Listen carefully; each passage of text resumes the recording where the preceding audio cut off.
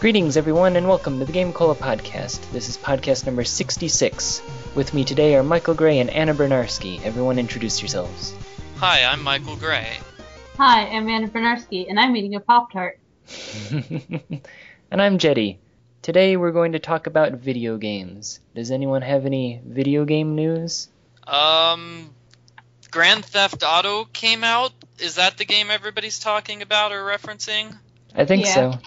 Or is that Animal Crossing? I don't know the difference between the two. I think that was last month. I'm still getting, tons of things about Animal Crossing on my feed, and, people, I don't know what Animal Crossing is. Please stop referencing it.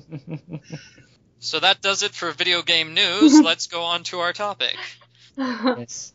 We did receive a fan email. It says, about corporations and a few other things.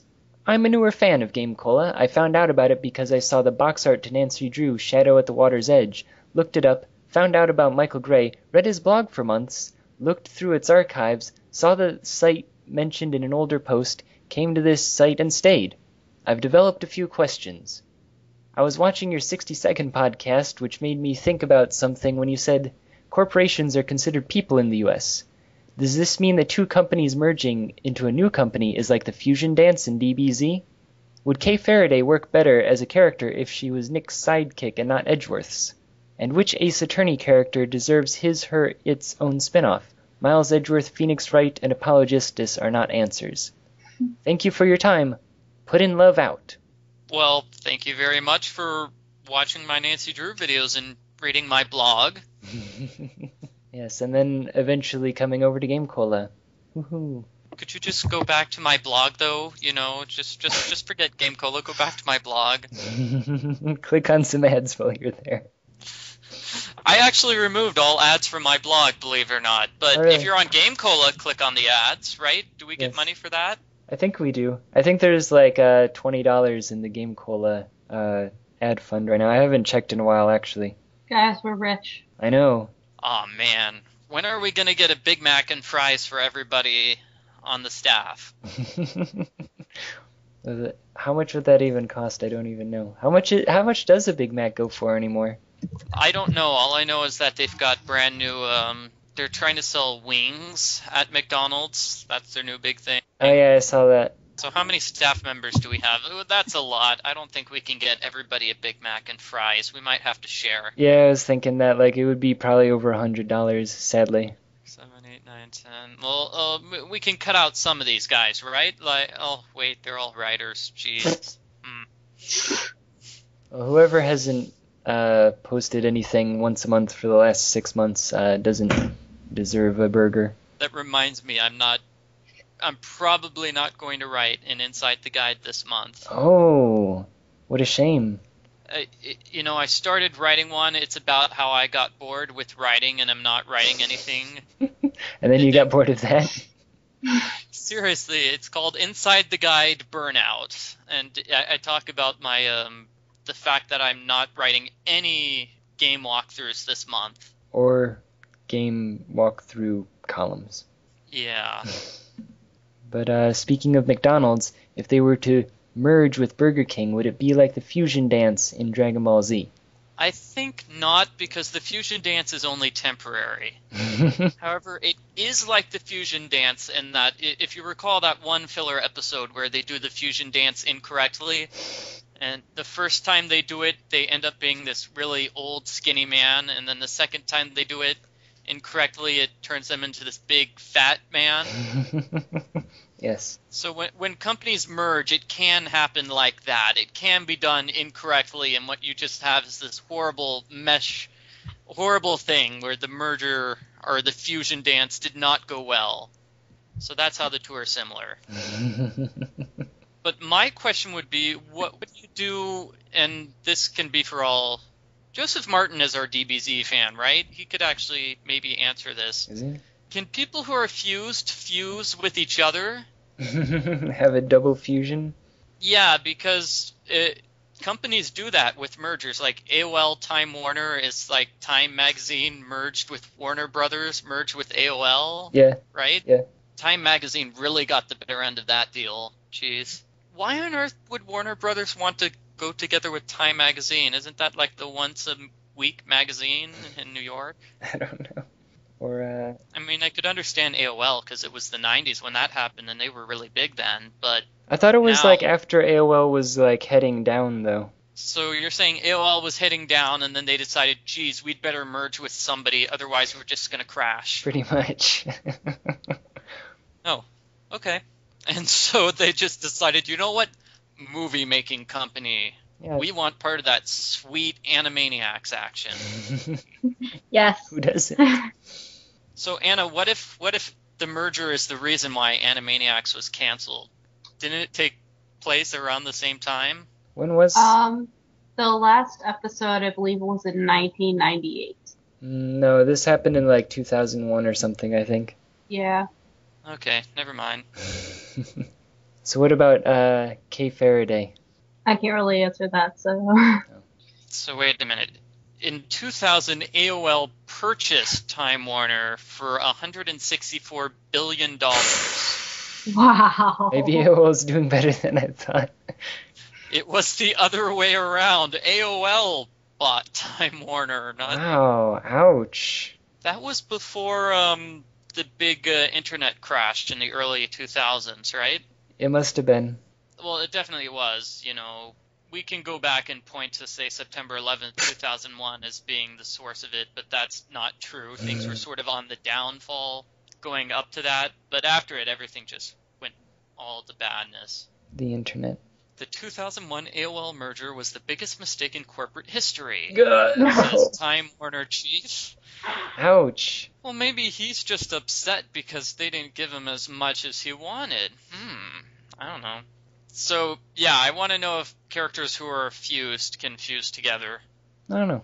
Actually, you know, this reminds me of a joke I used in my Dragon Ball Z fanfic, which is still getting way too many views. But Dragon Ball Z doesn't explain how they come up with names for the fused characters. So, for example, Goten and Trunks fuse together and they form Gotenks. Okay. Which sort of sounds like their names put together, except what? And Vegeta and Goku become Vegeto or Gogeta, depending on how they do it. Okay.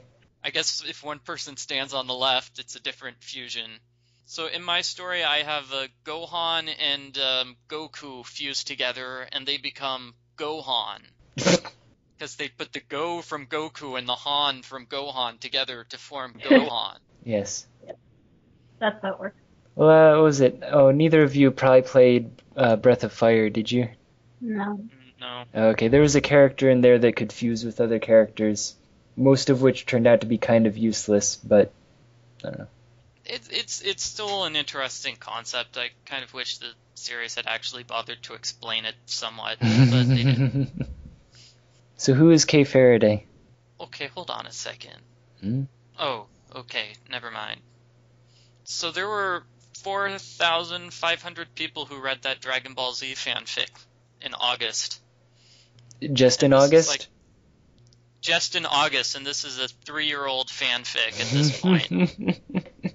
Wow. Why do people still care about Dragon Ball Z? It remains to this day my most popular fanfic, the second most popular fan. Wow. Well, they're still making Dragon Ball Z. Come on, Oh, yeah. Jeddy. Jeez. I guess that's true. When are they airing the new episodes? That's my question. Which are just the old episodes with new paint on them. Kay Faraday is the sidekick in the Miles Edgeworth game. He's the spin-off series of Phoenix Wright. Oh, yeah. They decided he needed his new sidekick because Gumshoe isn't good enough to be a sidekick. Which is sad because Gumshoe is a good sidekick. Well, would Kay Faraday work better not as Edgeworth's sidekick? Yeah, would she work better as Phoenix's sidekick? Too bad Diana's not here to answer. Anna, what do you think? I don't think so. He already has a What do you- sidekick. It's Maya. Do you think Maya's actually a good sidekick for him? Because I don't get the sense that she actually does any work at the Wright & Co. law offices. I don't care. She mostly calls him up at 3 a.m. in the morning to say, hey, we're taking this case because I like the character this actor plays on TV. Well, doesn't everyone ship Maya and Phoenix? I know Paul does, so apparently it's GameCola rule that it must happen, but I don't think Kay Faraday makes a good sidekick for anybody. I'm gonna put it out there. I thought someone complained about her in general, like, not really, people didn't like her character or something. Yeah, she's basically a Mary Sue. She's basically a self-insert, I guess, by a fangirl is what people are saying. I don't know, like, I've never played, so I can't really say. Well, all the characters magically fall in love with her and talk about how great she is. Sounds about right. I don't know, was that the last topic, or was that the last question? There was one more. Which Ace Attorney character deserves his, her, or its own spin-off, other than Edgeworth, Phoenix Wright, or Apollo? I was gonna say Larry Butt's Dating Simulator. That is what this world needs. Detective Gumshoe, Ace Detective. Yeah. He's apparently a good detective when he's actually doing his work. He's just bad at being a bad detective. I don't know. Jeddy, do you get the sense that he's a competent detective? I've only seen, like, 2 cases out of the first game, so I can't really say. The first game just sort of goes back and forth between whether or not he's a good detective or not. So, like, he slips up and gives Phoenix the cell phone that belongs to Maya for no reason whatsoever. Yeah. And he tells Phoenix about the witness for no reason whatsoever. And then in the next case, he takes on 5 mafia guys by himself and wins. Yeah. They all have guns, impressive. he's unarmed, so I'm like, what? Interesting. But if that's it, we can go on to the next topic. And I have, sorry, I had a brilliant transition there, but I'm trying to remember what it is.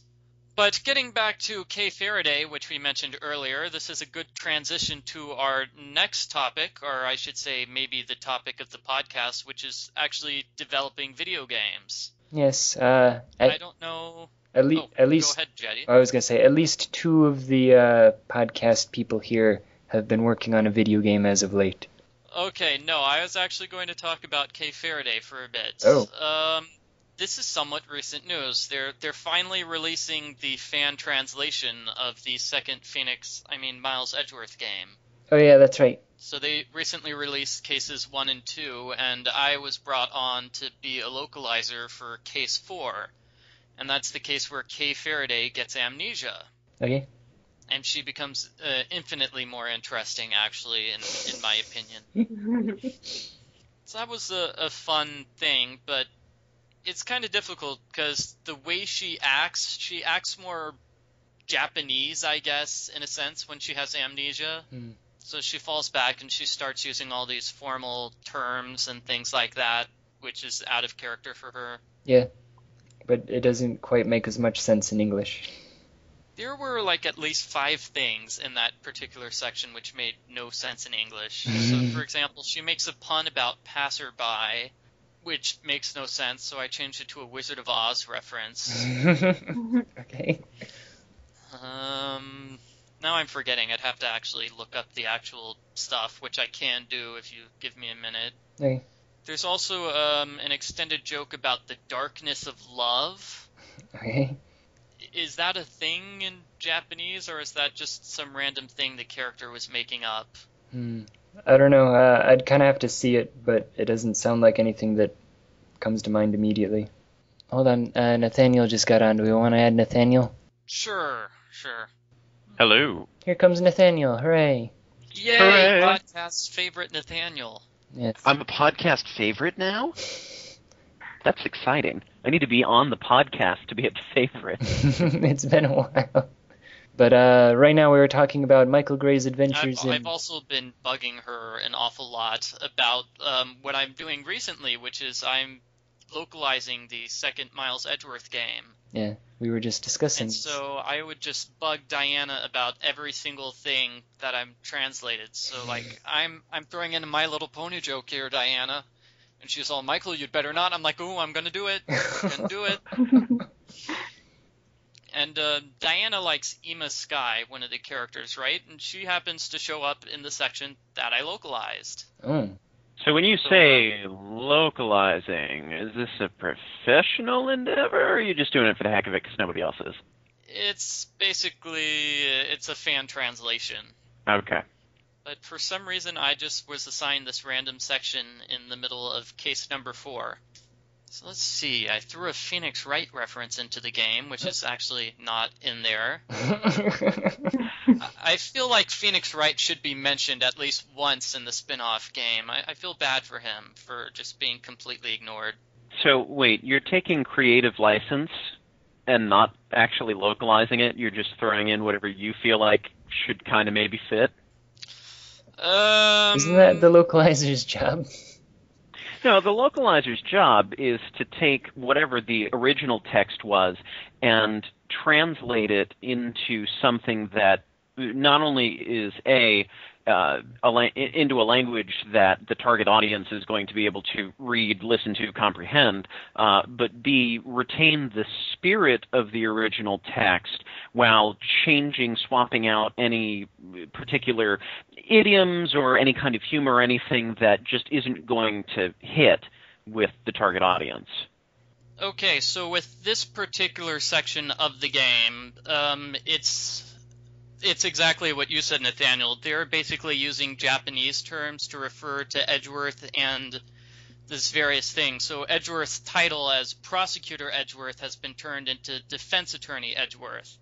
And it sort of sounds awkward in English because people don't really go up to Edgeworth and say, "Hello, Prosecutor Edgeworth."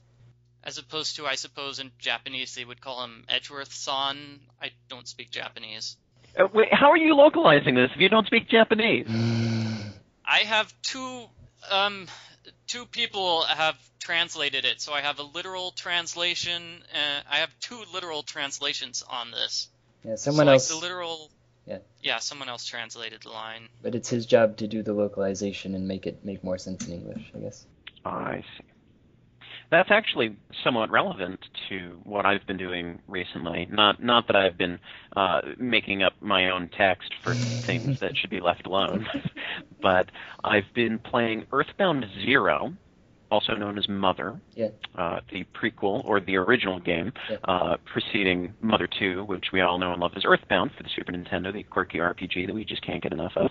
And I was reading an article recently on, I think it was Kotaku, about the person who localized Earthbound and was talking about, as long as I'm recalling this correctly in my memory hazy fog, that it was basically a 2-person job. It was the person who was translating from the Japanese, and it was the guy who basically single-handedly, in a very short turnaround time, localized the entire thing, getting input about, well, what's really the gist of this one line that this person is saying, and so getting some feedback about what direction to go and just injecting as much humor and reasonable flow of text as possible, and I think it turned out brilliantly. Mm-hmm. And then I'm playing Earthbound Zero, which, if I only just sort of skimmed some of the text about this, but I believe what I'm playing is the English version that was produced by a mystery company. We don't know who it is, or at least that was in process by a mystery company that they considered bringing over to the U.S., but never ended up doing. So I think the version that I'm playing is a professionally done localization that was either in progress or scrapped just before release, something along those lines.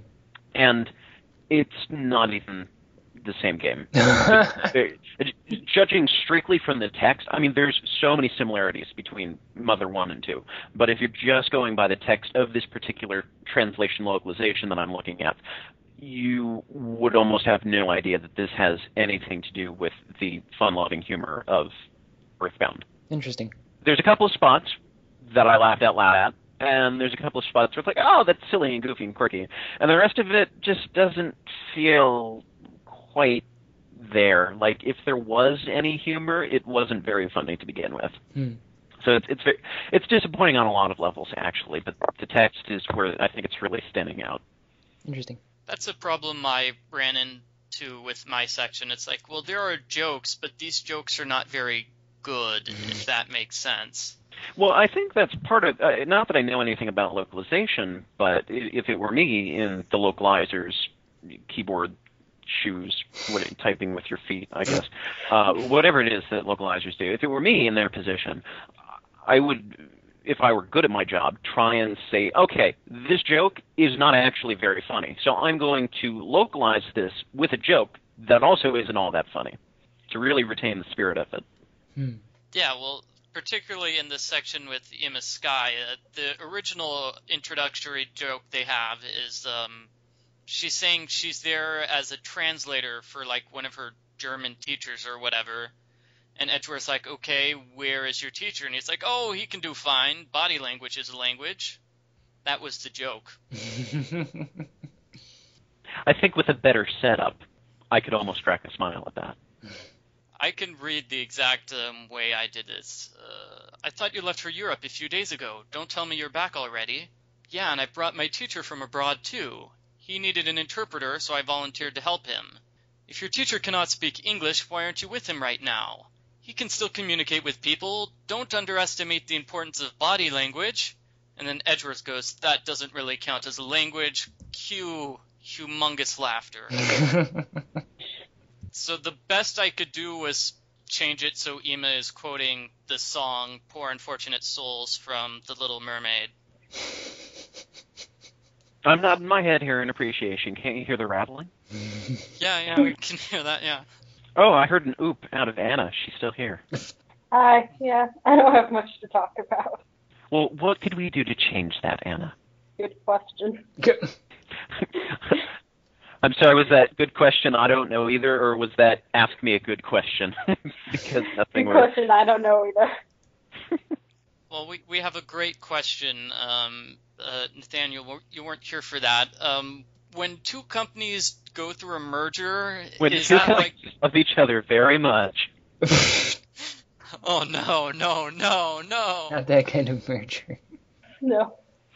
Going forward, moving on. Go ahead, The Michael. question was if it's like Dragon Ball Z, when two characters fuse together and become a new person. The fusion dance. Oh, I'm sorry. I was waiting for the punchline to the question. No, that was the actual question sent in by one of our viewer people. Okay, so wait, run that by me again, because I don't think there was a conclusion in that sentence. Jeddy, read it. Keyword somewhere. Let me open the email back up. I was watching your 60-second podcast, which made me think about something when you said corporations are considered people in the U.S. Does this 60-second podcast? They're at least an hour each. Oh, 60-second. Hey, Nathaniel, could I borrow that and put that into the Miles Edgeworth game? That would be so much better than the body language joke. Please do. Actually, I'm not sure if that would work in a visual novel like, but yeah, it could work. Let's go with that. Anyway, does this mean that two companies merging into a new company is like the fusion dance in Dragon Ball Z? Well, see, I'm not the person to ask, because I haven't watched Dragon Ball Z. See, that's what we said, too. So, where's Joe when we need him? Even Not Mateo. online. Oh yeah, that's right. Mateo knows about Dragon Ball Z.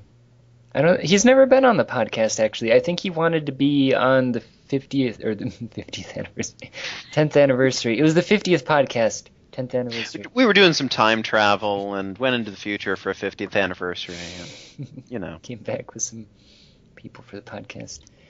But, yeah, sadly he's never been on. But anyway... So, I was going to say, so dear listener, we have no idea how to answer your question, so we'll say yes! Sure. I think we said it was different because companies can merged companies can merge with other companies, while fused people apparently can't fuse. I don't know. We don't really know. That was a bad part of the Dragon Ball series, anyway. But then we moved on because at the current moment, or well, recently, Michael Gray and I were both developing video games, and we were then discussing that. Did they have ninjas in them? Mine does. Awesome. Yes. Mine has no ninjas whatsoever. Well, maybe it does have ninjas and you can't see them. That's true. No, I've been writing a Sherlock Holmes game. It's going to be a text-based game, and I should talk about it in the past tense because it got canceled about an hour after I submitted the demo. How does that even happen? Apparently there are huge legal issues going on with Sherlock Holmes right now. So, if I had tried like 2 years ago, it would have been fine Weird. and legal, but right now people are trying to get it taken out of the public domain, so presumably they can make huge benefits off of the TV show / movies. Yeah. As if they aren't like already like making enough money off of those. Not at Yeah, all. because no, that's not enough. And obviously my game will be like such a huge source of income Yeah. compared to like the TV shows and the movies that I'm the guy they need to shut down. Yeah. Clearly. So yeah, that was fun though, learning a new programming language and writing a new thing. I'm gonna try to move on. I have like 2 options at this point. I can try like a completely new project, or I could just turn it into a story about Sherlock Holmes, the incompetent detective, and that would be totally legal. That's true. You could just like Control F and change everyone's names. Could he say something like, "Grad school, my dear Watson"? Mhm. Well, see, the original idea was that because they were stories to begin with, the Sherlock Holmes thing, so I would quote liberally from the stories. Oh. You should have localized it. They never would have caught you.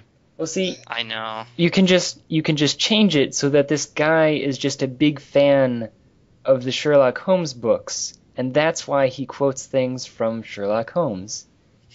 Problem solved. Right? Oh, dear. Michael, I know you'll appreciate this. I've also been working on a side project that's not my usual side project fare. I got back into FAQ writing, or FAQ writing if you prefer. Back in, I believe it was 2008, I had some spare time, and that's really when I was starting to get into internet writing, and started an FAQ for Jetpack, which is a wonderful little simple PC game. You're a dude with a jetpack, you're running around collecting gems, trying to dodge robots and bats and things like that. And it's just really good platforming. So I started to write a walkthrough for that years ago. And it's on Game FAQs, or Game Facts if you prefer. And it's like half complete, and has been half complete. And I update it about once a year. I just get this sudden bug to work on it. I do 10 levels, and then I submit an update. And then somebody emails me and says, "Can you write the rest of the walkthrough?" I'm like, "I can, and I will, but I'm sorry, it's just not going to happen soon. But here's a wonderful website where somebody already did the walkthrough that I didn't realize until halfway through, so you can use theirs." So I've been working on that gradually. And then the review, maybe someone remembers this, the very first review copy that I ever got was for Hamlet, for the PC casual adventure game. And when I wrote the review for that for GameCola, I thought it might be nice to write a walkthrough for it too, because nobody had written anything about it. And that, I think, was 2009.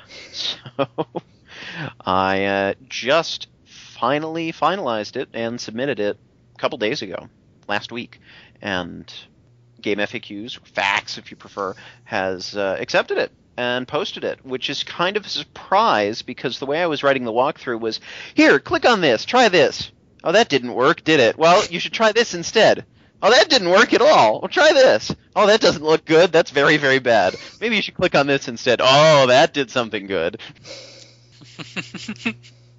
But the intent was to get everybody who uses the walkthrough to experience everything that there is to experience in the game, so that you're not just overlooking stuff. Because as much as I do appreciate the direct walkthroughs that say, do this, boom, you're done, for an adventure game, it really takes the fun out of it. So being able to see some of the things that you might have come across if you weren't relying so heavily on the walkthrough, some of the fun stuff that would have otherwise gone missed, I think that's important to keep in there somewhere.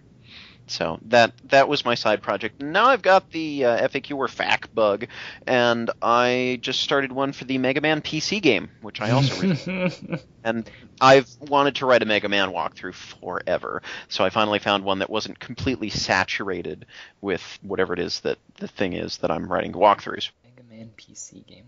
Yeah, that was nice. Your story reminds me of my walkthrough for Krusty's Funhouse for the NES, where that game has 6 worlds, and I only went through world number 1 because I had no idea that worlds 2 through 5 existed.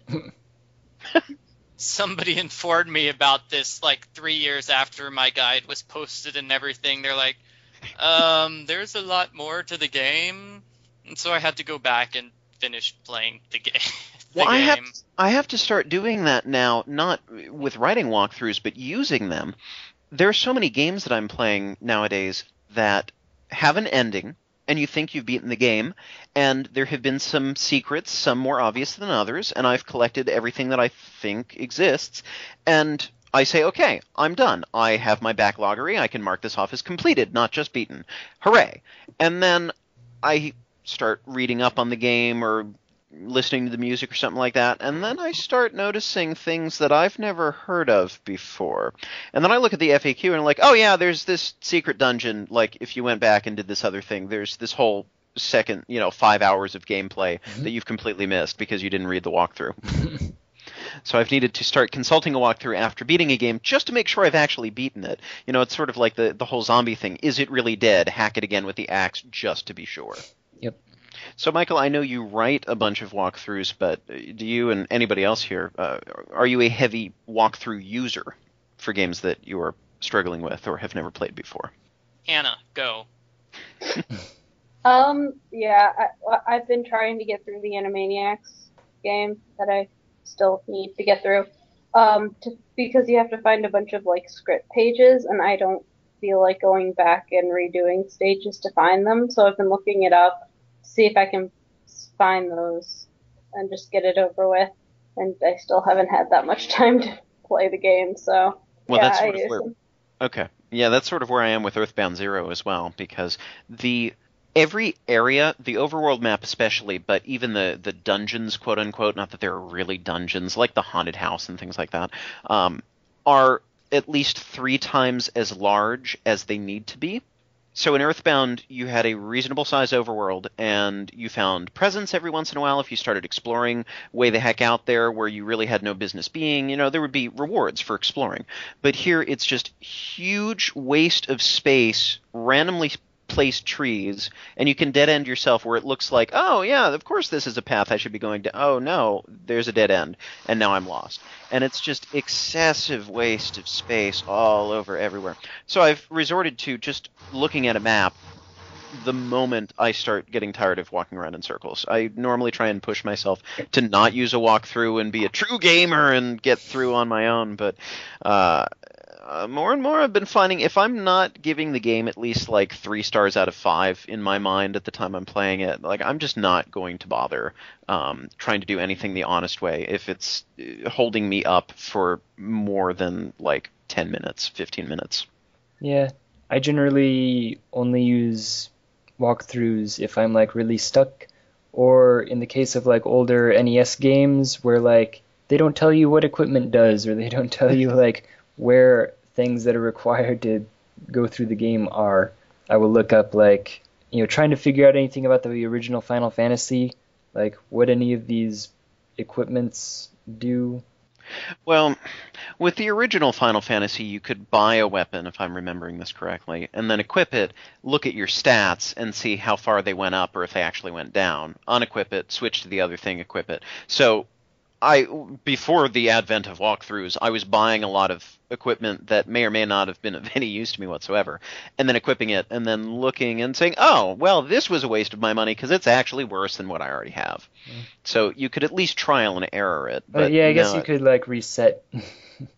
Well, yeah, you'd have to reset and save before then. I didn't, and so I ended up having to sell the bad equipment back to the person at a fraction of the price. And it's oh, I don't like this game anymore. Actually, my brother got from a friend of his way back in the day before people cared about stuff. I think it was I'm sorry, what kind of broad generalization is that? People cared about stuff? What kind of stuff? Anything? Have we all gone into just this state of not caring about anything? Hold on. It was a really, really early Nintendo Power issue. Was nothing but the original Final Fantasy, and my brother just got it for free from a friend of his, and like I can kind of imagine it's probably worth something now. It's not exactly in the best quality though, but to just be given one of the first few issues of Nintendo Power for the fun of it. 1, 2, 3, 4, 5, 6, 7, 8, 16, 17. Yeah, I guess it wasn't that incredibly early, but it was still like in the first 20 video games. Nathaniel, you weren't on earlier when I said that I've taken a break from writing video game walkthroughs, at least for this month, and I was going to write an Inside the Guide about it, but I was so inspired by the fact that I'm not writing that I didn't finish writing the article. I like how you say, I'm taking a break from it this month, and any of my writing projects, like, if I don't do something in a month, that's par for the course. It's like, I'm taking a break from it this year because I haven't worked on it in 8 months instead of 7. Well, I've got the stats here. I wrote 9 different walkthroughs for the month of August. I wish I could do that. You don't. That's part of the reason why I'm taking a break. It's like I was writing walkthroughs just for the sake of writing walkthroughs, and I didn't enjoy writing any of them at all. Oh, I'm sorry. And it just became just deadly boring, and these games are all really bad, too. Like Mummy Escape was a Flash game by board.com. Okay. Well, you're doing a great service to the world and the gaming community at large. I suppose. Because those 2 people who play Mummy Escape, you know that at least 50% of them are going to get stuck somewhere. Yeah.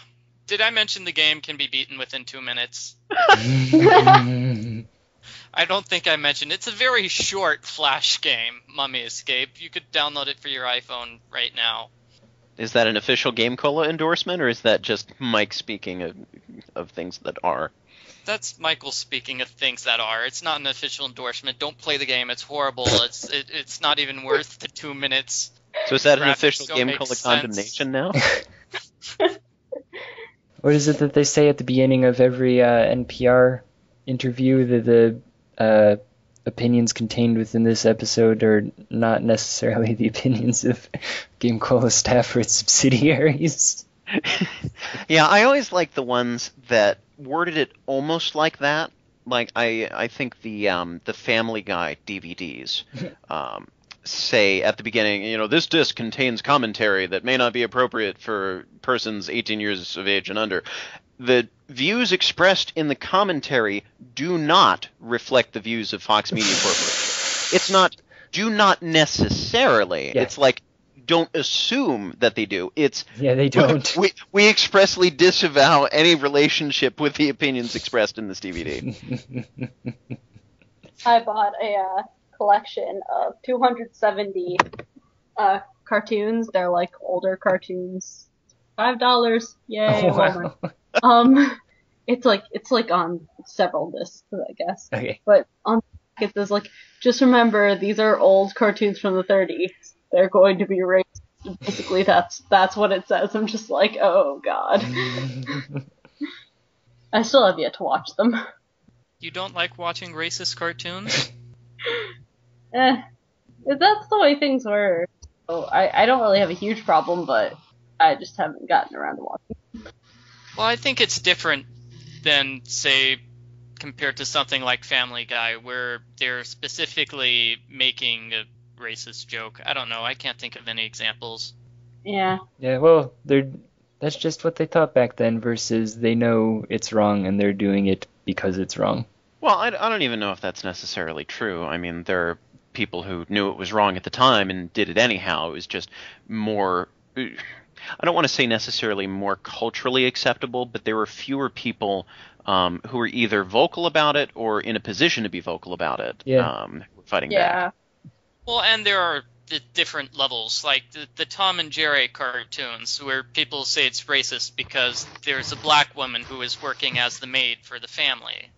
It's like, well, there's a distinction there between racist and stereotypical. Yeah. I mean, that character is only on screen for like 20 seconds at most to explain why there are no humans around while the cat and mouse are running around destroying the house. Because the cat and mouse destroyed all the humans. Except for the maid, because she feeds them. So Yes. Don't destroy the hand that feeds you. Yep.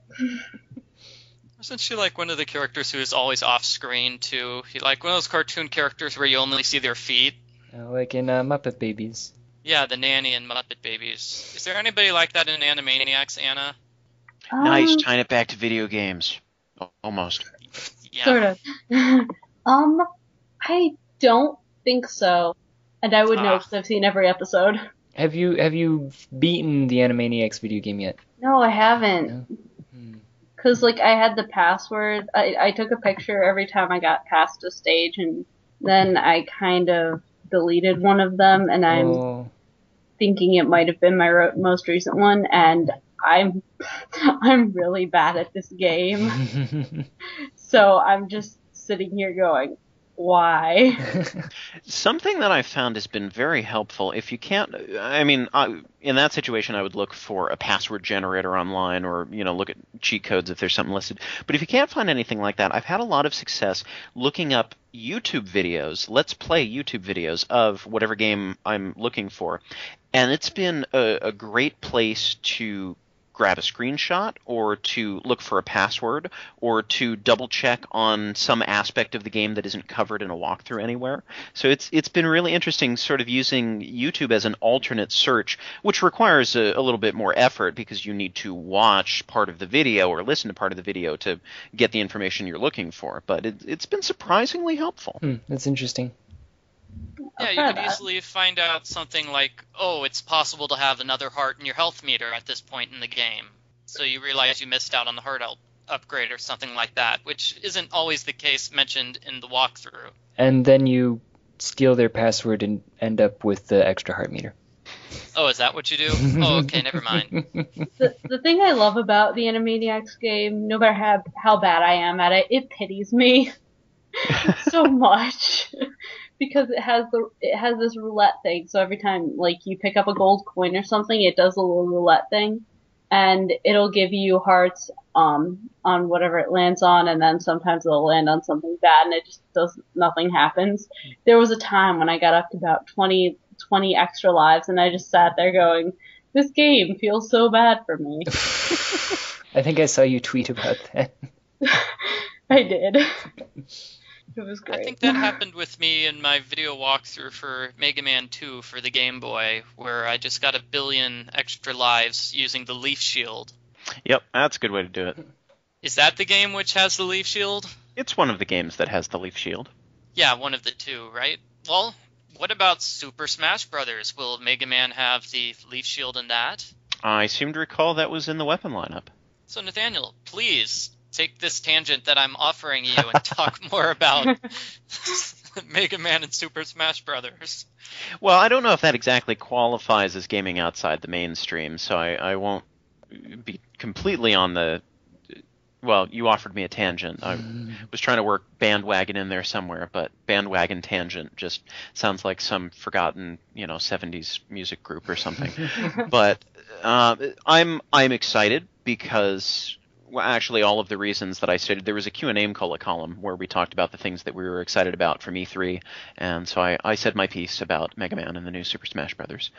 But I'm excited, and I think there's a pretty decent representation of the different games, at least as far as special weapons from these different games being included, and looks like he should be fun to play as. So, sort of encouragement for me to get a Wii U. Normally, it's either a Metroid or a Mega Man game that convinces me to get the next Nintendo console, unless somebody happens to gift it to me before I ask for it. So that's basically how I've gotten most Nintendo consoles, as I said, ooh, that's a Mega Man game I really want to play, or ooh, that's a Metroid game I really want to play. And one of the two of those has been the driving factor between getting a new system. So between Mega Man showing up in Super Smash Brothers, having played The Cave with Mike and Vanjie Ridgeway, as you may know, GameCola type people, I thought that was a cool little platformer adventure game. and there was one, and the New Super Mario Brothers Wii, the Luigi expansion for that as well, and there was some other game that I can't remember what it was.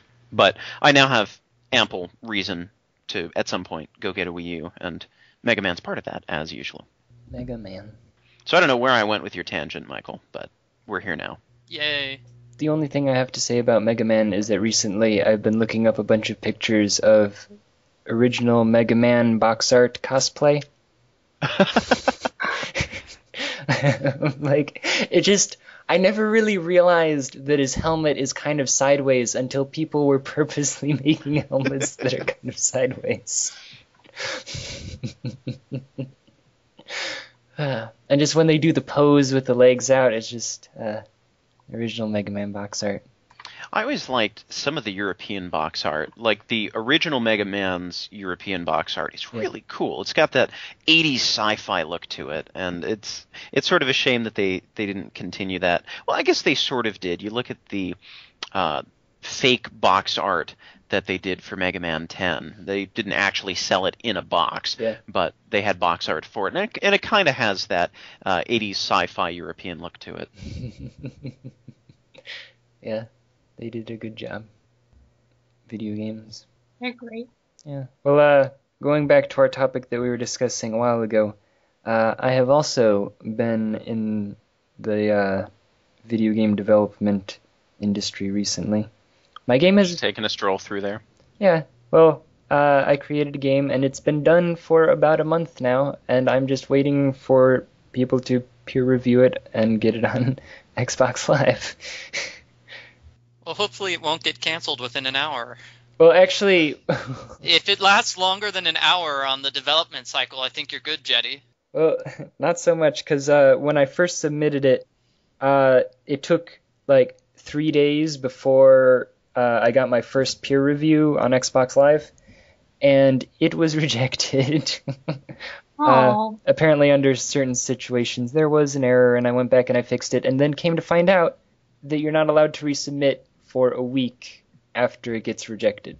So then I'm like 10 days late already, and I'm back at the beginning again. So I'm currently resubmitted it on the 16th, so yeah, it's been another week, and I'm still waiting for it to be pushed through. So yeah, well, good luck. It took me about 3 days to figure out how to submit my thing. Jeddy, I think I told you this, that I got the game out to my testers, Chris and Diana, and they weren't able to play it at all, no matter what I did. And apparently creating a title screen worked around the problem. I have no idea how that happened, but I put in a pointless title screen, which is basically, this is a demo of the game. Yeah. Click next and chapter. There's like a useless, there's a useless stats section. With Sherlock Holmes, he has a 99 in smartness stat. I saw that. He had 99 intelligence and 1% stupid or something. I couldn't figure out what to oppose, and it looked weird with just 100% intelligence, because you couldn't see what it was opposing. So that's why he's got 1% stupidity. But I don't know. The one thing that bugs me about this whole Xbox Live Indie Games thing is that I've been going around and reviewing other people's games, and I'll be like, sorry, I hate to fail this game, but when I do this and that, it causes an error every time, so like it's a legitimate, consistent error. So I'm required to fail it, but otherwise I like the game. And I'm just looking at the forum thread where everyone else is saying stuff about the game, and it's literally just like 5 people going, pass, great game. And I'm like, I got like 2 minutes into the game and got an error. Did you guys play this game?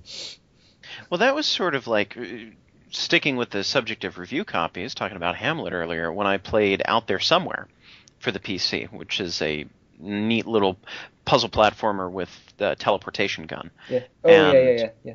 When I tried to play that game, I was still running Windows XP and had a outdated graphics card, older computer, all of that, and could not even launch the game without some sort of atrocious error just completely crippling my attempt to do anything. Yeah. And so they, awesome people to work with, at Miniboss, was the company, and they basically released a patched or a less tech heavy version of the game so that I could play it, and then anybody else in my situation, by extension, would be able to play it. So it wouldn't have all of the shininess of the full version, but it would still be playable. That was nice.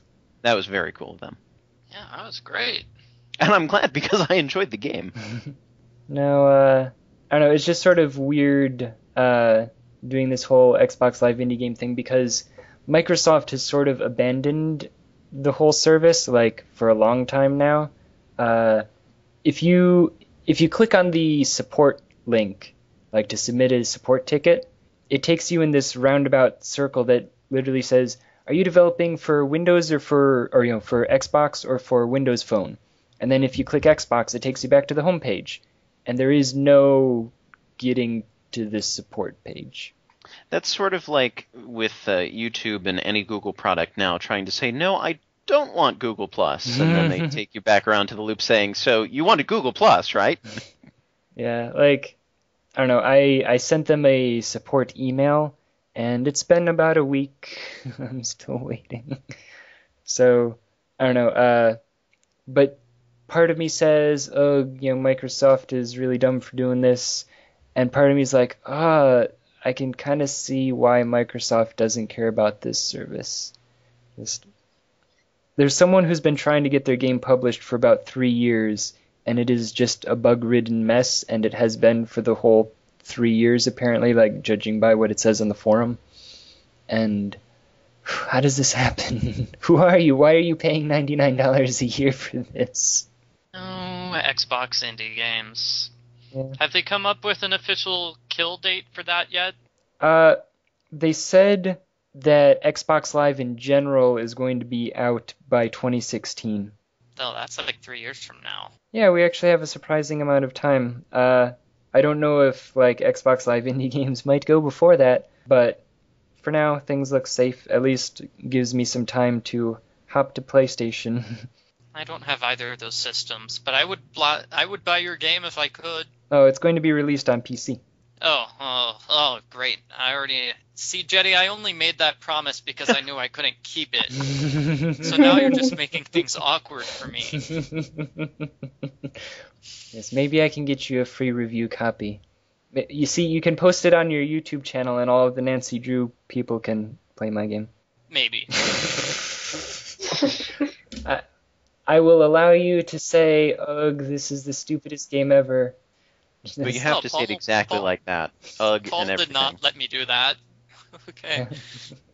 So No, I'm giving hesitation because recently all of my YouTube video projects, which have just expanded and done different things, have sort of been failures. Oh. So Weird.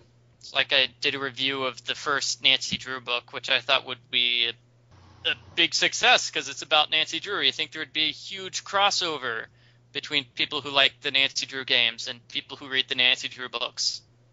Nope. Weird. Nope. actual first one, or? This is Nancy Drew Files, so this would be 1987. So this would have been the first spin-off series of the Nancy Drew. Okay, so not the actual first one. Okay, The first one is Nancy Drew's Secret of the Old Clock. Yeah, I know, I've read it. Oh. Duh, Michael. I'm not sure I like that game.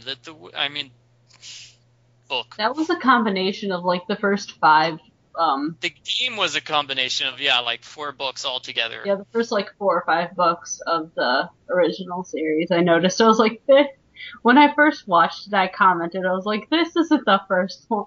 This isn't actually a Secret of the Old Clock, and someone yelled at me, and they're like, yes, it is. I was like, I was talking about the book. But I think it actually helps the game a little bit in that sense, because, they have 2 different culprits for that particular game, because they literally took different books and put them together, so that's why there are multiple culprits. And it's an interesting element that I don't think they really use in any of the other Nancy Drew games. Video games. We're still on topic. Yeah, we are on topic. We were talking about games having games. multiple culprits. Although I think Usually- Jeddy has a timer set by his desk or wherever he's from where he's recording that just has him remembering to say video games every so often. Yes, every 15 minutes I have to say video games. Well, I'm trying to think of any other video games which will have a situation like that, and I'm thinking something like Final Fantasy, which is an RPG, but usually when you have, say, like multiple villains or culprits, they're all working together in an RPG, right? They're all part of the evil organization taking over the world. Well, either that, or it's like you think this is the bad guy, but there's actually a bigger bad guy. Yeah. It's like a chain of bad guys, but they generally aren't like separate individuals doing their own deal. They're just completely unrelated to each other. That was a weird part of Secret of the Old Clock. One person is committing fraud to get insured. No, wait. He's trying to get a bunch of stuff from the rich guy's will, and then the other person is impersonating somebody for some reason. She also wants part of a completely separate will. Yep. Oh, yeah. Yeah. I guess everybody in that town just, the rich people just like giving out wills. They will out things like candy in that town. It's just super easy to sneak in and pretend, oh yeah, I'm going to inherit this. Man, I want to put... It was 1930. No one had money then. I want to put candy in my will.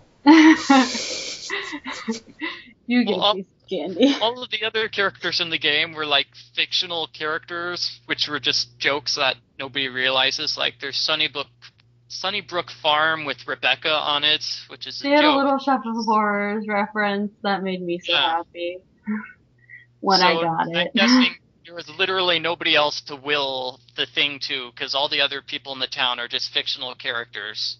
Sooner or later, that town's going to get eaten by a plant, so I don't know how much good that will's going to do. Well, fortunately, Nancy doesn't live in that town. They made a point of that, right? Right. So she'll be fine. Yes.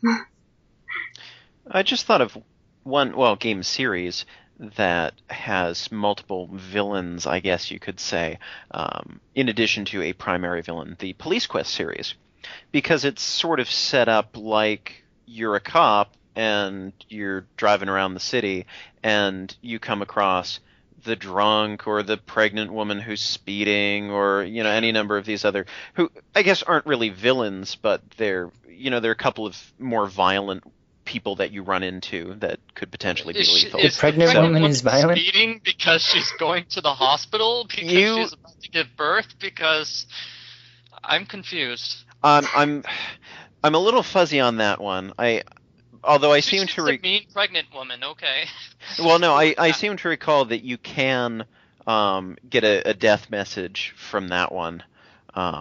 Let me look up exactly what that is, because I'm a little fuzzy. I only played, that was Police Quest 3, if I'm not mistaken. I only played that one once, so I will merrily look that up. But yeah, Police Quest has a number of smaller challenges. Some of them could potentially end in death, where you have sort of like mini villains for just that particular infraction that you're working on, and then there's one big bad guy that there are some threads throughout the game, and it all leads to the big thing. So I guess to a certain extent that has the multiple bad guys who are not really related gimmick going on. That's what I was going to do with my Sherlock Holmes game, but the game is canceled. It was going to be, 3, maybe something like along the line of Phoenix Wright, where I have 3 cases which are about 9,000 words each, and case number 4 is this finale case, which is about 30,000 words.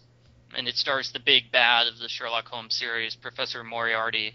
So I thought that would be a fun way to finish the game, with an extra long case for a finale rather than just another case. And that's actually the case I wrote the demo for. I did chapter 1 of the finale case, and that was the demo centered around because it was the most interesting to me. Makes sense. Yeah, I'm going to start the game 3/4 of the way through. I don't know, we'll start with the most exciting parts of it. People will be like, oh yeah, sure. And then write all the boring stuff and be like, haha. Yeah, but wouldn't that mean, like, by the time I get to, like, chapter 1, the part that people are actually going to be playing first, I'll be just so bored at that point, I won't want to write anything? Yes. Yay. So do you need to be leaving, like, in 6 minutes? Yeah, like 5 minutes or so. Should the we? Slam jammers. Oh, boy. Nathaniel, since I don't know if you heard, Michael Gray has bowling tonight, so he will be leaving early. Wow, good for you. Yeah, I'm actually going outside and being social for once. Yay. How long have you been in the bowling group? This is going to be week number 3. It's weird joining a bowling league because you're technically supposed to have like 4 other people with you to sign up because they really only want you to sign up as a team and not as a single player. Yeah. So I guess it's like online multiplayer that way. Maybe? I don't know. I don't play those games. Are there bowling games? Yeah, Nice. there's the one that was packaged with the Wii and Wii Sports. Yeah, That was kind of like bowling. That's bowling. Not very fun, but after a while, I mean, it's fun at first, but then when that's like the only option you have to play, other than like the other several different games that you've already played a million times, it's not as fun. I wonder how many people actually kept up with their whole, like, I remember when the Wii first came out, they were like, yeah, I'm going to do Wii Sports every day, get my workout. And I wonder how many people, like, kept up with that for more than a week. I I applaud them. think they did, right, Jeddy? That character is going to be in the new Super Smash Brothers. That's true. So that character is just going to be like working out the whole time while everybody else is fighting, I suppose. So yes, I'm back in the conversation. She was a pregnant woman in Police Quest 3. This is confirmed. Well, but was she on her way to the hospital, or... Yeah, what made her a villain? Well, she wasn't really a villain. She just got upset because the other officer with you insulted her, and then Oh. wouldn't sign the whatever the thing is that the citation. Refused to sign the citation. Oh. Okay. What did the other officer say? Did he, like, insult her weight or something? I think that was something along those lines. Well, that officer was a jerk. More than just that, but you'll need to play Police Quest 3 to find out exactly what I mean. Yikes. Officer McJerk. Is the Police Quest series still going? I know that your Space Quest series. Is there any news on the new game in that one? So it's not officially a new Space Quest game. Yeah, I know that. You're thinking of Space Venture, the Kickstarter project of the 2 guys from Andromeda who were responsible for the first 4 Space Quest games, and then one of them for 5 and the other one for 6, in part. So they, as far as I know, are still going. I haven't seen much of anything recently, but as far as I know, they're still working on it. And I do recall I sat in on a live stream that they did, like an interview with the guy behind the Police Quest series, and he was talking about how he's thinking about making a comeback as well and making another Police Quest-esque game. So there's been this huge resurgence of classic adventure games, not just the series specifically, but the people behind the classic adventure games. So a lot of LucasArts and Sierra folks who are getting back into the game, and have been for the last couple of years. But it's an exciting time to be a vintage adventure gamer. Well, I'd love to talk more about that, but I have to go, so see you guys. Bye, Michael. Have fun. Bye. Bye. Yay. But actually, because you were just talking about the Kickstarter of an old game, right? Something like that. Hey, sorry, I had a phone call and I missed most of what was said. But we can talk more about... There's also Mighty Number 9, which is another game Kickstarter reviving an old series. Well, it's not really. And I talked about that with Joseph Martin. Yes, which was published today. Yes, our recent Versus mode. So by the time you hear this, it'll be old news. Yes. But there's also River City Ransom Underground, if you saw that post. Saw that as well. Yes, which I am excited about. It's currently... it got really quickly to halfway, and now things have kind of slowed down a bit, and I'm worried that it's not going to make it. But it was... I mean, River City Ransom was one of my favorite games back in the day. And to see that 20-something years later, it's finally getting an official sequel. Like, it's not even just like a fan sequel, it's literally an officially licensed sequel. So I'm excited. Ooh, came up with another example of a game that has a bunch of unrelated villains. Star Trek Voyager Elite Force, first-person shooter PC game. And there's a bunch of different you're trapped in this alien spaceship graveyard and trying to make your way out, and you're visiting all of the different spaceships that are trapped there, and you run into a bunch of different enemies who are all over the place there.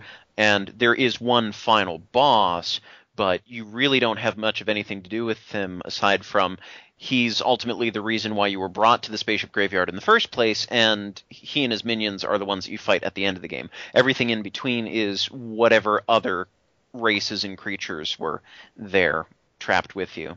Interesting. And that works really well too. Yeah. But that's also got sort of more of an episodic feel like Star Trek often has to it. Actually, oh, no, I don't think that one's gone out yet. Sorry, hold on. I recently scheduled Star Trek Starfleet Academy Starship Bridge Simulator. Did you see that review? Or? I was excited to see a few more Star Trek reviews in the queue because that's my favorite fandom that's not a video game fandom, and I'm very pleased to see somebody else is tackling those. Also because Star Trek games, Star Wars games, usually pretty good. Star Trek games, usually pretty bad. Yeah. So it's good to hear about some of the ones that nobody ever talks about. Well, this one seems pretty bad, judging by it. Well, he rated it a 1, so... Yeah, there's a lot of negative reviews flying around on GameCola nowadays. I just read the Family Dog review that came out, so there's... we're finally delving into the things that we really don't want to talk about, but someone's got to. Well, when you're reviewing outside the mainstream, it tends to be games that other people don't want to talk about, which tends to also be a lot of bad games. So. Well, it's not just that people don't want to talk about, it's just that people are not aware of. There are plenty of sleeper hits. There are plenty of really good games that did not get the publicity or that were too much of a niche for the mainstream to embrace. No, it's definitely true. And currently Mark Friedman is cruising through a bunch of Star Trek games, so... And I am so pleased. Yes, I just really like the name Star Trek Starfleet Academy Starship Bridge Simulator. Like, yeah, throw that T times fast. Yeah. Blah. Like, I can't even say it. Oh well.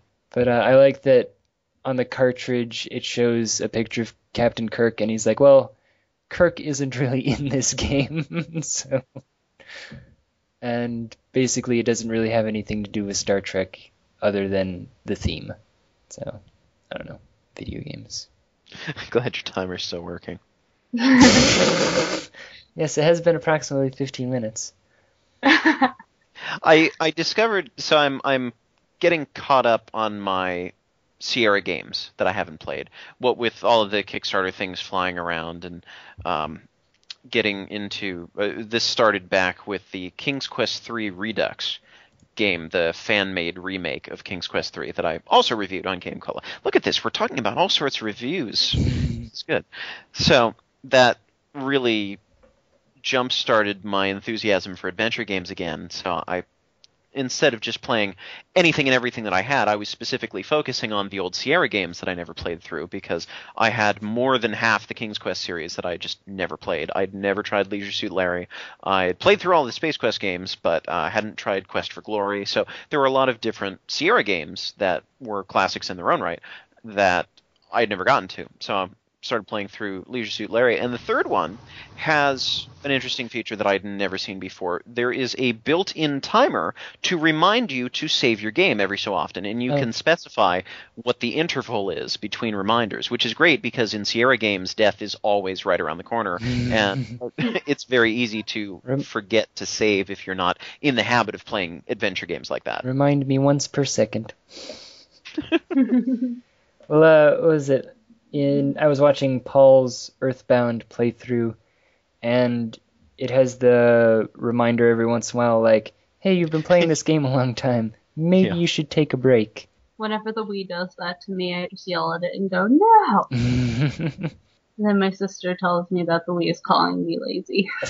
It was especially bothersome for Paul because he was playing with save states, so it just constantly bothered him about it. You know, because he'd never technically turned his system off. But has it been 15 minutes yet? Can I say video games? No! Sounds Well, like how much longer do we have on this podcast? I don't know how long you guys were going before I showed up. We've been recording for about an hour and a half. So I don't know, we could wrap it up. I think we were originally considering wrapping it up, but then we added you, so like there's technically We were going to wrap it up, but then we added you. well, yeah, I mean Michael had to leave, so we were initially just like, well, I guess we'll just do a quick podcast, but then Anna showed up and then you showed up, so we do technically have more people with more things to talk about. Well, that's why we have the podcast topic pile. Yeah, and I guess we don't use it as often as we should. Should we pull from the podcast topic pile today? Yeah, why not? Hold on. Sure.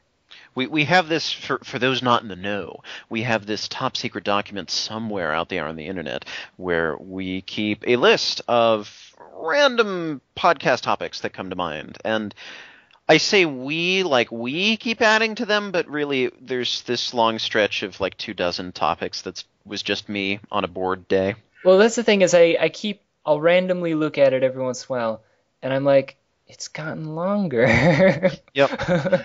We It's also 3 need pages to now.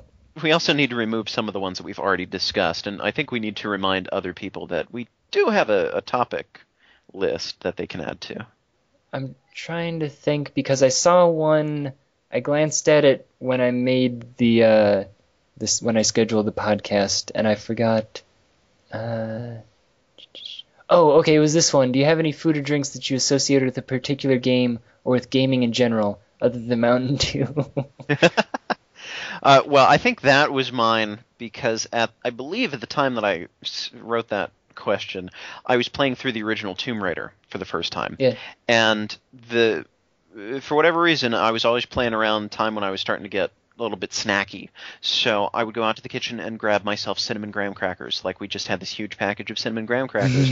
And so now every time that I have cinnamon graham crackers, I sort of think of playing Tomb Raider because that's what was always by the side of my computer desk as I was playing through that game. Yeah, I actually, like, for me, it's kind of a thing. Like, there are multiple foods that sort of, or drinks or whatever, that remind me, or even just like, weather patterns or whatever, like things that will remind me of a game. I keep intending to continue writing more memory cards installments, and I have one that I started to write that was about Xenogears because I got Xenogears for Christmas, and that night I basically just sat there and played it, and during the Christmas season my family tends to make Chex Mix, so like I have this connection now of Chex Mix, Christmas, and Xenogears that it's very difficult to like eat Chex Mix without sitting back and thinking, man, Xenogears, I don't know. There's also like a certain brand of burritos that I used to eat when I like very first started playing emulated games. Mm-hmm. And so like the generic like whatever we got pizza burritos remind me of playing like Final Fantasy V or like Seiken Densetsu 3, the Secret of Mana 2, like the games that never came out over here that people were translating on the internet in like 2001 remind me of frozen burritos. So. And I don't know about a specific food, but Earthbound was always the ultimate lunch game. Because over summer break, you can play it with one hand. You can use the L button you can use the control pad and the L button to basically confirm everything. So unless you're manipulating your inventory, you really don't need anything other than L and the control pad, which leaves your other hand free to eat a sandwich. No, for me, I would play Earthbound on lunch breaks during school.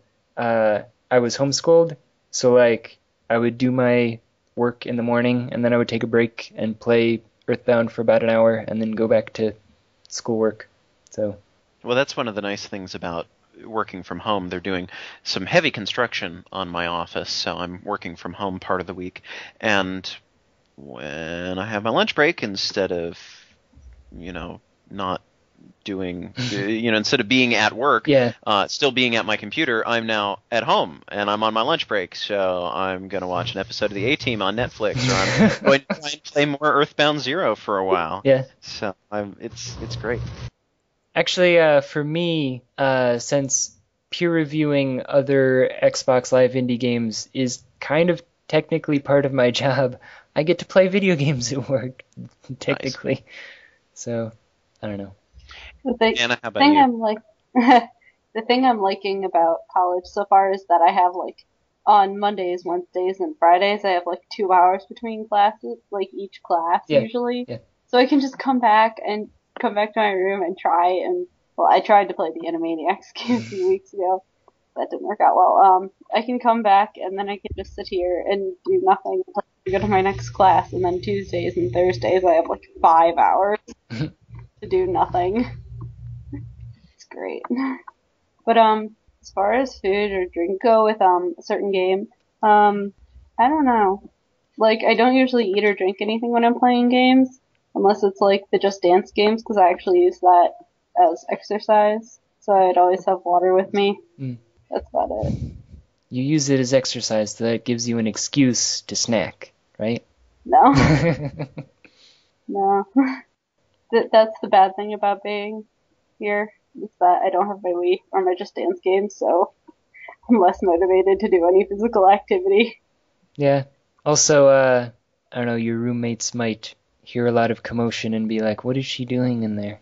Oh no, I've just I put my iPod on speakers that I have, and I've just been dancing around my room randomly, but I locked the door.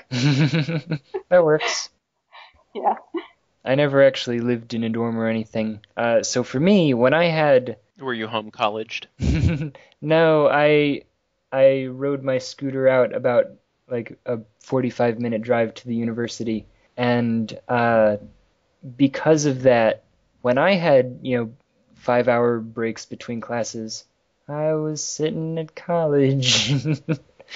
Like, it's not really worth it to drive almost an hour home and then almost an hour back to go to my next class. And sadly, I was too cheap to own like a DS or anything.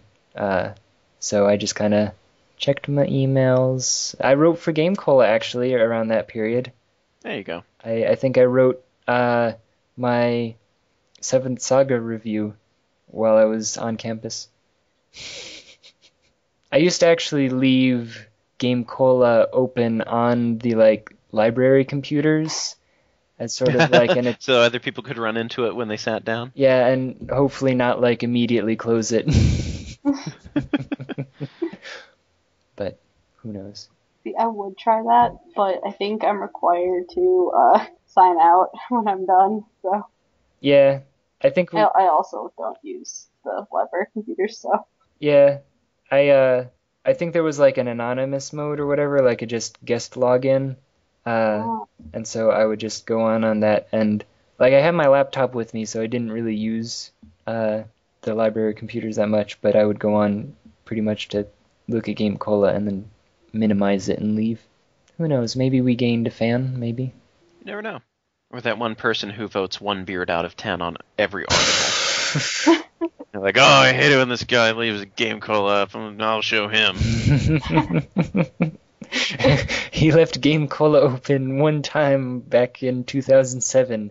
I'm gonna forever go and downvote everything.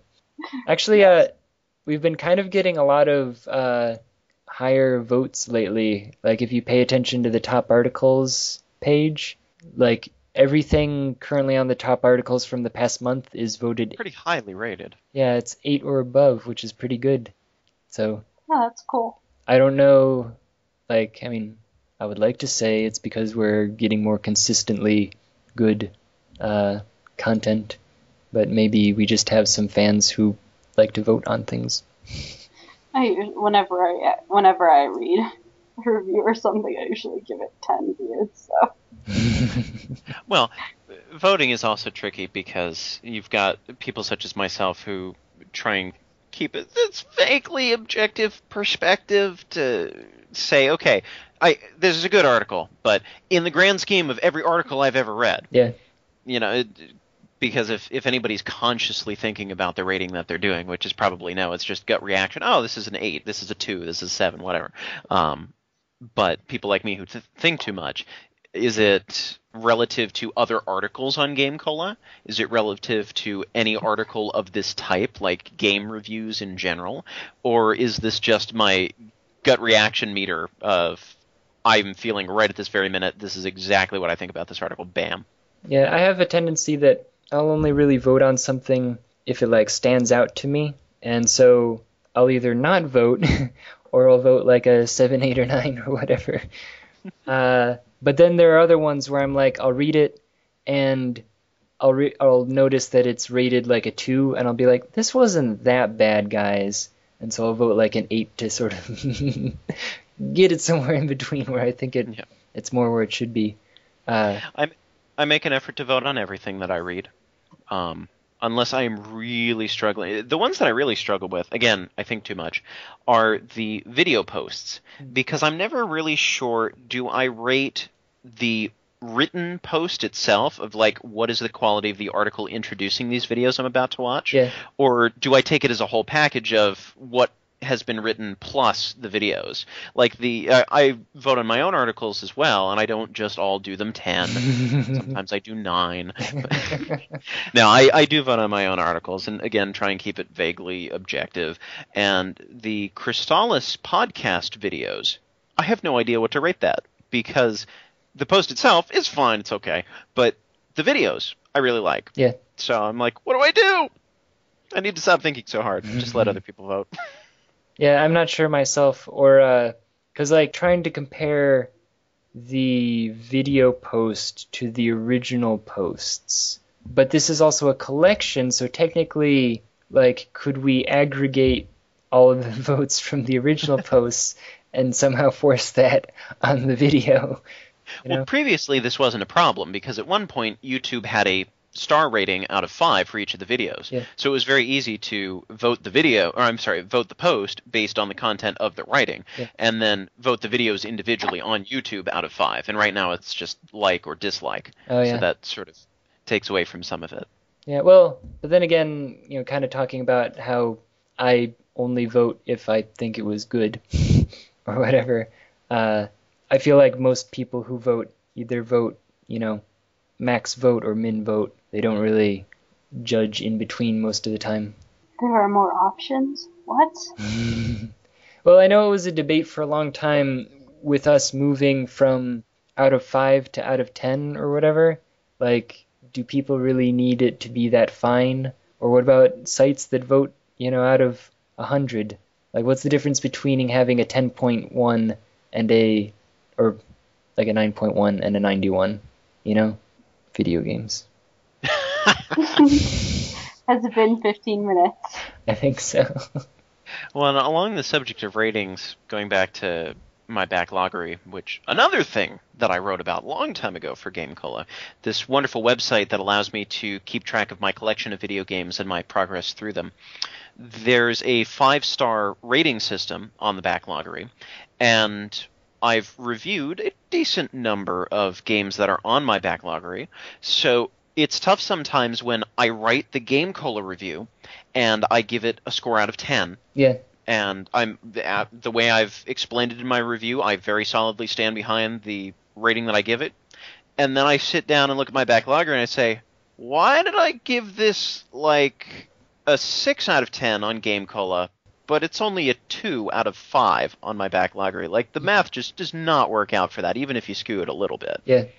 So I'm constantly questioning myself, like, what do I really think about this game? Yeah, or when I look at some of my older reviews, and I'm like, man, I would score that completely differently now. Well, I have gone back in and tweaked the final scores of 1 or 2 of the games that I've reviewed. Yeah. I mean, I've left the content of the article intact, but upon further consideration, yeah, they really don't deserve the score that I gave them, or they deserve better. Yeah.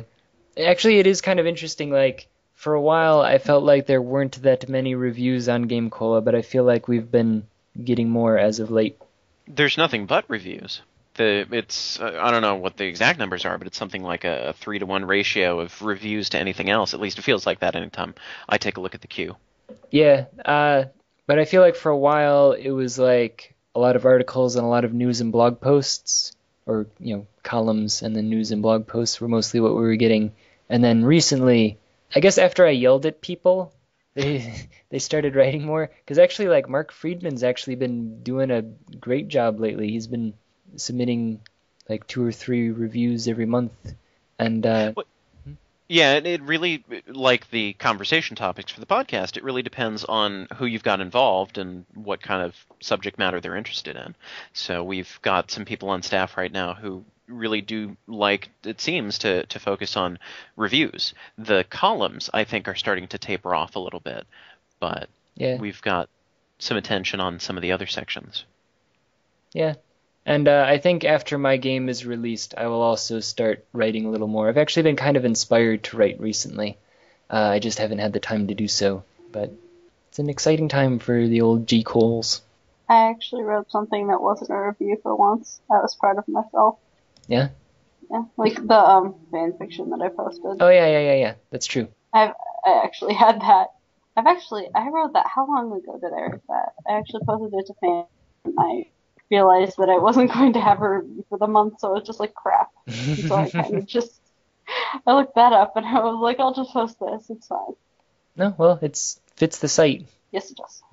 And that's like my only video game fan fiction. The other two are Little Shop of Horrors.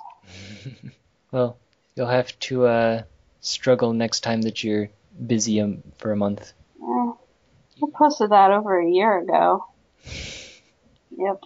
I had trouble because I wasn't sure if I should mark it with like spoilers because I didn't know if the information contained in it. Okay, like I had to ask Paul.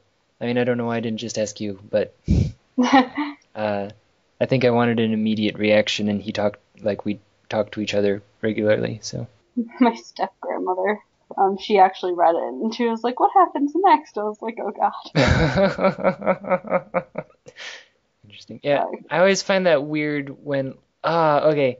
I don't know if either of you saw it. There was a picture of me. I was on TV apparently in the background of something. Ooh, I have not seen that.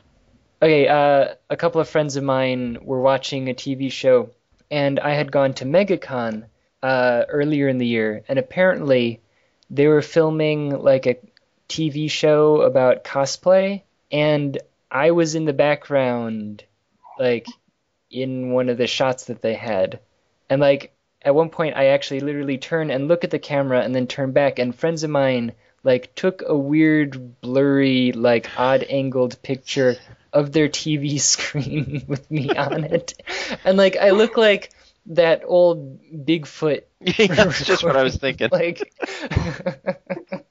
just I don't know what they were thinking.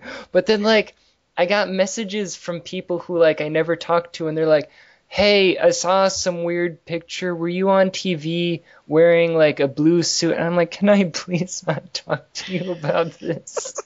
Just, I really don't care to talk to you about this. So. How does it feel to be popular? I know I'm famous now. I'm on TV. I didn't even know it. Facebook. Is it time for me to say video games? It is almost time for you to do so, but I'm going to try. By the time this posts, this may or may not have already happened. We'll see. I'm going to try to finally do a video playthrough of Crystalis. Oh. For the GameCola YouTube channel this year. But not the NES version that everybody's already played. Oh. I'm going to try and do the Game Boy Color version, for which there are 3 videos on the entire internet, and all of them are the first 10 minutes of the game talking about how it's nothing like the NES game, and that's the end of it.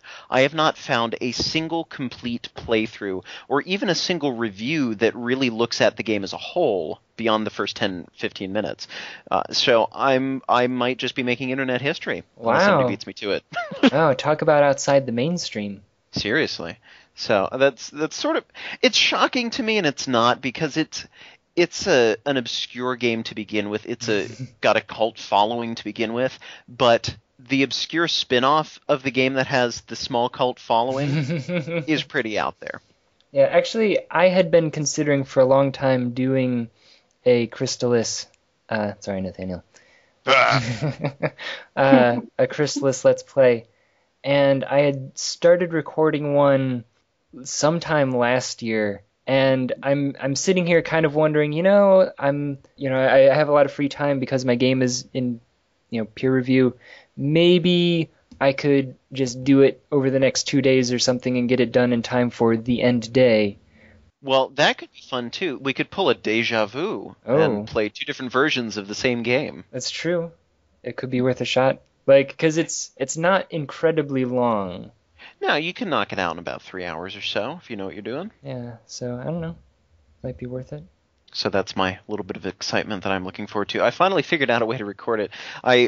Recording is just a perpetual difficulty for me. It doesn't matter how many videos I've recorded for YouTube. There is always some problem that comes up. And recording long videos of good quality is generally a problem. People have suggested other programs to me, but every time I look at something, it requires me to buy the full version until I can record more than 3 minutes. Yeah. Or it's got some horrendous interface, or just there's always some massive problem with everything that I've found that records more than 15 minutes. I'm using Cam Studio right now, which records for about 10-15 minutes before it poops out. But that's served me well for the last several years. So I'm now discovering emulators can record video. Oh, really? And they're not so bad. Oh, wow. Who knew? So that's how I'm going. I'm going to test it and make sure that it works first. But if it does, I'm at least going to do like half-hour blocks so as not to completely put a strain on the emulator if something awful happens. Yeah, actually, that was kind of part of what stopped me, is that Cam Studio, I would record for 10 minutes and then I would stop it, and it would sit there for like 5 minutes while it was processing the video. And so it would be like, well, I get to play for 10 minutes, and then I have to remember to stop, and then I go take a break, and then I come back.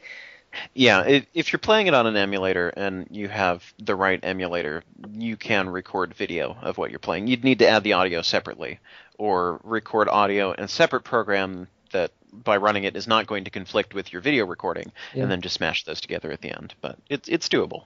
Interesting. I might have to check that out. But I don't know, we're closing in on 2 hours, so maybe wrap this up, unless anybody had something exciting to talk about. Oh, I saved my excitement. I'm a lot of excitement. What? You guys are talking about Crystalis or Chrysalis. I'm learning how to play D&D at school, so that's nice. Fun. Yeah. It's one of the useful things I get to learn. Actually, yeah, something that you will actually use for the rest of your I life. am retaking the same exact math class I took last year, so Thanks. I don't know how that's going to help me. No, actually, that's a good thing to bring up, because Nathaniel... Oh, that's right. Yes, so now that the Made RPG has come to a close, it's time for another GameCola RPG cast to take its place.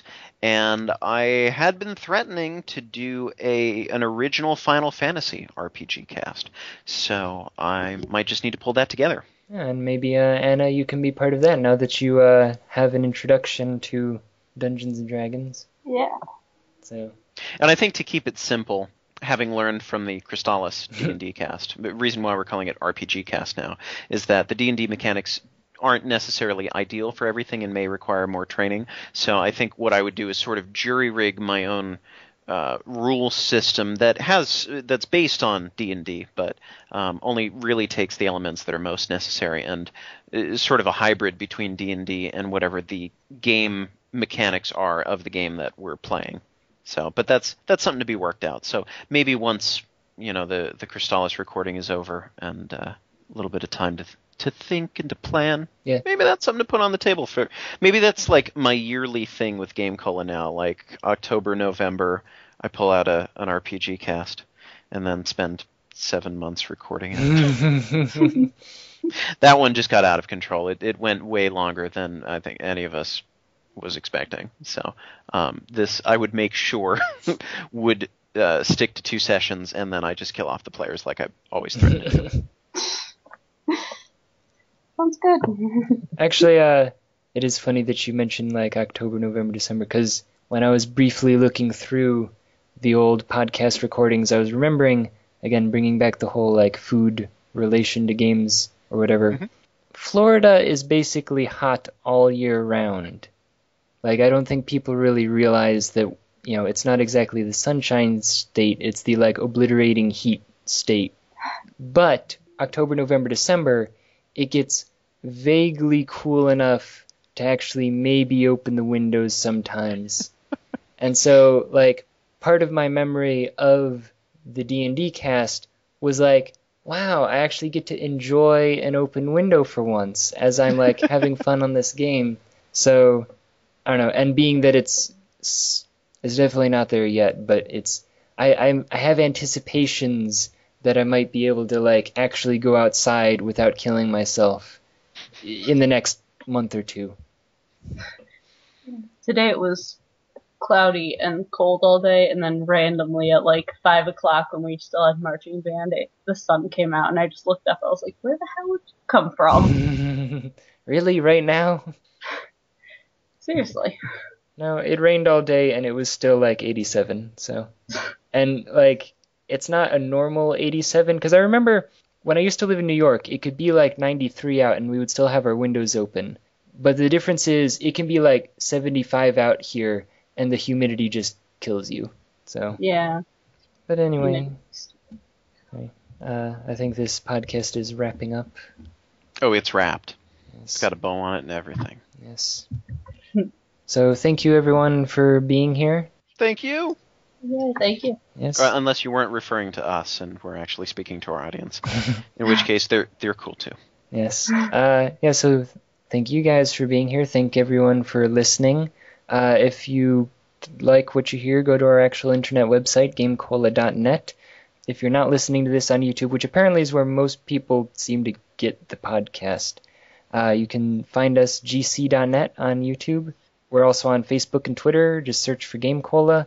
And we're on iTunes. If that's not where you're listening to us, you can also search for the GameCola podcast on iTunes. Subscribe, rate us highly, do whatever it is that people do on iTunes, because I refuse to install things that are Apple products. But no, thank you everyone for listening. Thank you everyone for being here, and goodbye, everybody. Bye. Bye.